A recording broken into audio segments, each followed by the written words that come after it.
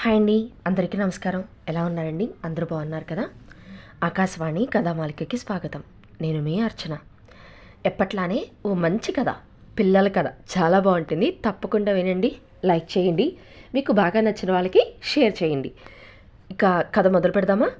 కథ ఏగాని పిల్లకి, రచన ద్విభాష రాజేశ్వరరావు గారు. నేను మార్నింగ్ వాక్కు వెళ్ళి 8 గంటలకి ఇంటికి తిరిగి వచ్చేసరికి మా ఆవిడ వీధి గుమ్మం దగ్గరే నిలబడి ఆత్రంగా నా కోసం ఎదురుచూస్తోంది. మీకు గుడ్ న్యూస్, మోసన్లాల్ దగాలాల్ గారు స్వయంగా ఫోన్ చేసి పింకీకి పుట్టినరోజు శుభాకాంక్షలు చెప్పారు అంది. మోసన్లాల్ దగాలాల్ గారా?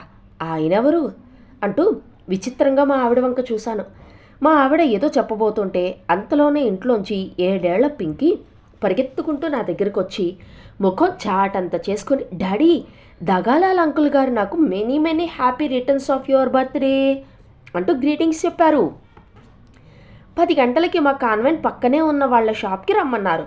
వస్తే నా చేత కేక్ కట్ చేయించి మంగ్లీ బొమ్మ ఇస్తానన్నారు అంటూ కళ్ళు చక్రాల్లో తిప్పుతూ చెప్పింది. దగాలాల్ అంకుల్ ఎవరమ్మా అంటూ అడిగాను. ఎవరో చెప్పమన్నట్టు వాళ్ళ అమ్మ వైపు చూసింది. వీళ్ళ కాన్వెంట్కి పక్కనే మెయిన్ రోడ్డు మీద పెద్ద టాయ్ షాప్ ఉంది కదా, బార్బీ, ఫన్ స్కూల్ లాంటి పెద్ద కంపెనీయే ఇది కూడా. ఆ షాప్ ఓనర్ గారి పేరే మోసన్లాల్ దగాలాల్ గారు. లట్టు బొమ్మలు మార్కెట్లో చాలా ఫేమస్, చాలా ఖరీదైనవి కూడా. అందులో మంగ్లీ బొమ్మ అంటే ఇప్పుడున్న పిల్లలందరికీ చాలా క్రేజ్ అంది మా ఆవిడ. ఆయన ఎవరో మనకి తెలీదు, కనీసం వాళ్ళ షాపుకి కూడా మనం ఎప్పుడు వెళ్ళలేదు. అలాంటిది ఆయన మన పింకీ పుట్టినరోజు తెలుసుకొని వాళ్ళ షాప్లోనే కేక్ కట్ చేయించి ఆ మంగ్లీ బొమ్మ ఏదో బహుమతిగా ఇస్తానంటాం మనకి ఫోన్ చేయడం కాస్త వింతగానే ఉంది అన్నాను, విప్పుకున్న బూట్లు వారగా పెడుతూ. నాకు అదే అనుమానం వచ్చి ఆయన్ని అడిగాను. వాళ్ళది ఆట బొమ్మలు అమ్మే షాపు కదా, చిన్నపిల్లలకి ఇలా పుట్టినరోజు వేడుకలు తమ షాపులో ఆనవాయితీగా అప్పుడే గత 6 సంవత్సరాలుగా జరుపుతున్నారట. అంత పెద్ద షాప్ ఓనరు. ఆయనే స్వయంగా మనకి ఫోన్ చేసి వేడుకను జరిపిస్తానంటే కాదంటే బాగుండదు కదా, అందుకని తప్పక వస్తానని చెప్పాను అంది మా ఆవిడ. సరే తీసుకెళ్ళు అంటూ చెప్పి స్నానానికి పెరట్లోకి వెళ్ళిపోయాను. సాయంకాలం నేను ఆఫీస్ నుండి తిరిగి వచ్చేటప్పటికి వీధి గుమ్మం దగ్గరే ఎదురయ్యింది పింకీ, తన చేతిలోని మంగ్లీ బొమ్మతో. సుమారు అది 10 అంగుళాల సైజుతో చాలా అందంగా ఉన్న బొమ్మది. బొమ్మ నిజంగా జీవం పోసుకున్నట్లే ఉంది. దానికి కట్టి వేలాడుతున్న బుల్లి అట్టముక్క మీద 680 అని రేటు కూడా ఉంది. చాలా బాగుందమ్మా, జాగ్రత్తగా ఆడుకొని మళ్ళీ దాచుకో అన్నాను. ఆ సాయంకాలం తన పుట్టినరోజు పార్టీకి వచ్చిన తన స్నేహితులందరికీ మంగ్లీ బొమ్మను చూపించి ఎంతో మురిసిపోయింది పింకీ. వారం గడిచింది. ఓ రోజు పొద్దుటే మంగ్లీ బొమ్మతో వచ్చింది పింకీ. మంగ్లీ పెద్దదవుతోంది కదా, ఇంకా చెడ్డీతో ఉంటే ఏం బాగుంటుంది, అందుకని మంగ్లీకి పరికిణి జాకెట్టు కొనాలి నాన్న, పరికిణి మ్యాచింగ్ జాకెట్టు సెట్ దొరుకుతుంది అంది. అంత బుల్లి పరికిణి జాకెట్ సెట్లు బయట దొరకవమ్మా, నేను మన టైలర్ రామనాథం గారితో చెప్పి కుట్టిస్తానులే. కుట్టించినవి బాగుండవు, దగాలాల్ గారి షాప్లో రెడీమేడ్ బట్టల సెట్లు అన్నీ దొరుకుతాయి. ఇదిగో చూడు, నా బొమ్మతో పాటు పుస్తకం కూడా ఇచ్చారు కదా, ఈ పుస్తకంలో రకరకాల జాకెట్లు, పరికిణీలు, ఇంకా బొమ్మలకి అవసరమైనవన్నీ కూడా ఉన్నాయి అంటూ తనతో తెచ్చిన పుస్తకం ఒకటి తెచ్చి 6వ పేజీ చూసి అందులో ఉన్న ఓ జాకెట్ పరికిణీ సెట్టు బొమ్మ నాకు చూపించింది. అది లట్టు కంపెనీ వారి 42 పేజీల కేటలాగ్. వాళ్ళ షాపులో ఏ బొమ్మలు దొరుకుతాయో, వాటికి ఎటువంటి మ్యాచింగ్ బట్టలు ఉన్నాయో ఫోటోలతో సహా ముద్రించారు. ఇంకా గొడుగులు, బూట్లు, టైలు, రైన్ కోట్లు, మేకప్ సామాన్లతో సహా బొమ్మలకు సంబంధించిన నిత్యావసర సామాగ్రి అంతా అందమైన ఫోటోలతో ఆ కేటలాగ్లో ఖరీదులతో సహా ఉంది.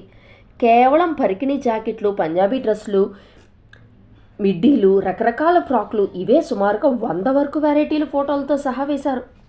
ఆ వస్తువులు, వాటి పక్కనే ముద్రించిన వాటి ఖరీదులు చూసిన తర్వాత నాకు మతిపోయినంత పని అయింది. నేను సాయంకాలం మా ఫ్రెండ్ రజనీకి వచ్చిన మొత్తం బట్టలన్నీ చూసి, ఇదిగో ఈ పసుపు పచ్చ రంగు పరికిణీ జాకెట్ అయితే మంగ్లీకి చక్కగా నప్పుతుంది అని సెలెక్ట్ చేశాం.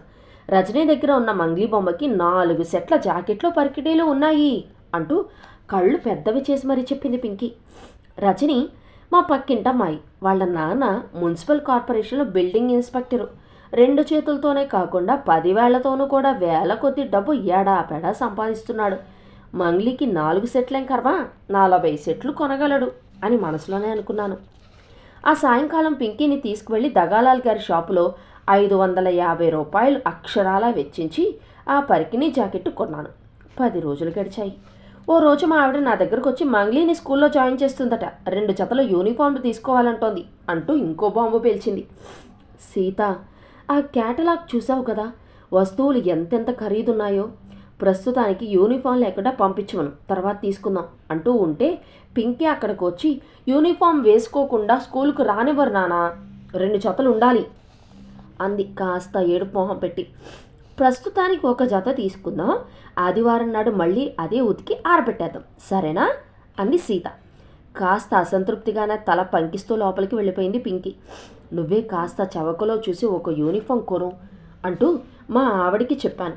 ఆ రాత్రి ఇంటికి వచ్చాక మా ఆవిడ చెప్పింది, ఆ షాపులో అత్యంత చవకైన యూనిఫాము ఖరీదు 525 రూపాయలంట అంటూ కొనక తప్పలేదు మరి అంది.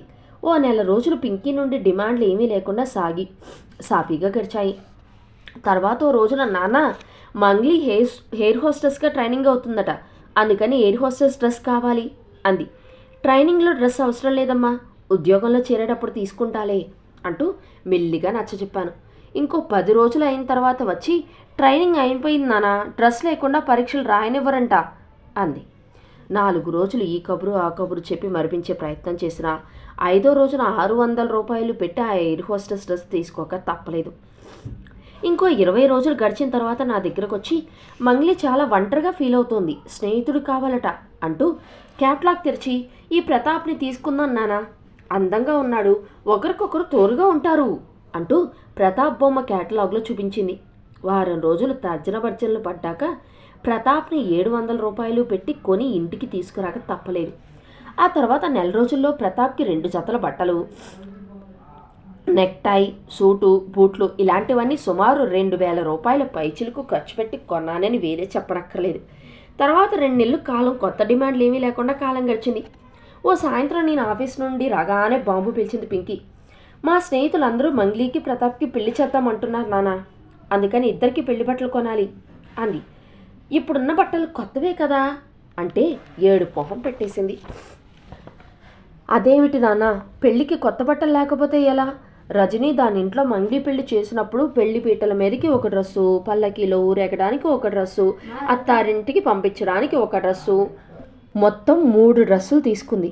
అలాంటిది మనం 1 డ్రెస్ కూడా కొనకపోతే ఎలా నాన్న అంది గుడ్ల నీరు కక్కుకుంటూ.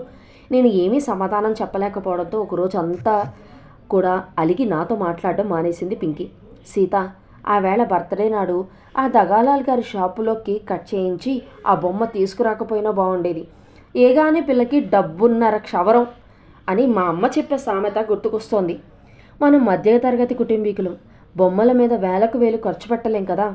ఆ షాపుకి వెళ్ళి ఏం ముట్టుకున్నా ఖరీదు 100ల మీదే ఉంటుంది.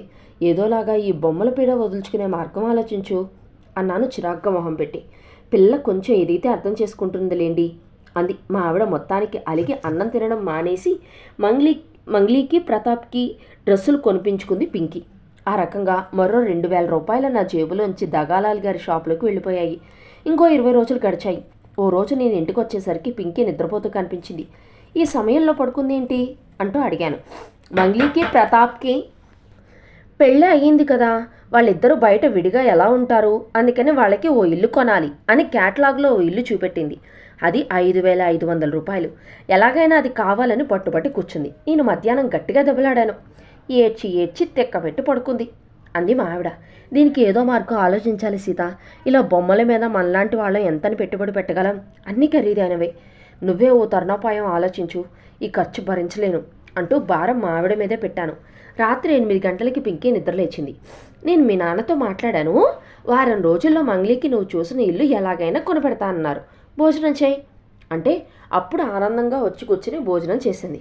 నేను ఆశ్చర్యంగా సీత వంక ఏంటి అలా చెప్పావు అన్నట్లుగా చూశాను. మీరేం మాట్లాడకండి అన్నట్లుగా సైగ చేసింది మా ఆవిడ. తను ఏదో ప్లాన్ అమలు చేస్తోందని అర్థమైంది నాకు. 2 రోజుల తర్వాత ఓ రోజు సాయంత్రం నేను ఆఫీస్ నుండి తిరిగి వచ్చేటప్పటికి పింకీ నాకు ఎదురువచ్చి, నానా, నీకు గుడ్ న్యూస్, మంగ్లీకి ప్రతాప్కి అమెరికాలో ఉద్యోగాలు వచ్చాయట, ఇద్దరు అమెరికా వెళ్ళిపోతారు అంది ఎంతో ఆనందంగా ముఖం పెట్టి. ఓ గ్రేట్, వాళ్ళకి నీకు కంగ్రాచులేషన్స్ తల్లి అన్నాను. వాళ్ళు ఇండియా తిరిగొచ్చాక పెద్ద 2 బెడ్రూమ్ హౌస్ తీసుకుంటానని చెప్పిందమ్మ అంది మరింత సంతోషంతో. అయితే వాళ్ళిద్దరిని అమెరికా పంపించేద్దామా? ఉద్యోగాలు చేసుకోవాలి కదా మరి అంది పెద్ద అరిందాలాగా ముఖం పెట్టి. ఆ రాత్రి 2 బొమ్మల్ని తీసి ఎక్కడో జాగ్రత్తగా దాచేసింది. మర్నాడు పొద్దుట పింకీ నిద్రలేచాక రాత్రి వాళ్ళిద్దరినీ విమానం ఎక్కించేసినట్లు చెప్పింది సీత. తనకు చెప్పకుండా పంపించేసినందుకు కొంతసేపు గొడవ చేసినా తర్వాత సర్దుకొని ఊరుకుంది పింకీ. నాకు గుండెల మీద నుండి పెద్ద భారం దిగినట్లయింది. తర్వాత 3 నెలలు బొమ్మల ఖర్చు భారం లేకుండా రోజులు సుఖంగా గడిచాయి. అయితే అంతలోనే ఓ రోజు ఉరుము లేకుండా పిడుగుపడినట్లయింది. నేను ఆఫీస్ నుండి ఇంటికి వచ్చేసరికి పింకీ 2 చేతులతో 2 బుల్లి బొమ్మలు పట్టుకొని నవ్వు ముఖంతో ఎదురైంది. నానా, రజని తన బొమ్మకి కొత్త డ్రెస్ కొనుక్కుంటానంటే తను నేను కలిసి దగాలాల అంకుల్ షాప్కి వెళ్ళాం. మన మంగ్లీ ప్రతాప్ ఉద్యోగాలు చేసుకునేందుకు అమెరికా వెళ్ళిపోయారని చెప్పాను. ఆ విషయం అంకుల్కి తెలుసంట. అక్కడ అమెరికాలో మంగ్లీకి కవల పిల్లలు పుట్టారంట. వాళ్ళిద్దరికీ ప్రీతం ప్రియాంక అని పేర్లు పెట్టారట. అమ్మమ్మ దగ్గరికి అంటే నా దగ్గరికి వెళ్ళాలని వాళ్ళు గొడవ పెడితే ఈ దేశం పంపించేశారట. ఇదిగో వీడు ప్రీతం, ఇదిగో ఇది ప్రియాంక. బుజ్జిగా ఉన్నారు కదూ. మంగ్లీ వాళ్ళు ఇండియా తిరిగి వచ్చే వరకు వీళ్ళని నన్ను జాగ్రత్తగా పెంచమన్నారు అంటూ ఆనందంగా ఆ జంట బొమ్మలు చూపించింది. మళ్ళీ నా కొంప ముంచావు కదరా దగాలాల్ అని బయటకు వినిపించేలాగా గట్టిగానే అరిచాను. అదండి కథ. బాగుందా? నచ్చినట్లయితే తెలుసు కదా, మీకు బాగా నచ్చిన వాళ్ళకి షేర్ చేసి ఒక లైక్ చేయండి. ఇలాంటి మరిన్ని కథల కోసం ఛానల్ని సబ్స్క్రైబ్ చేసుకోండి. ఉంటారండి.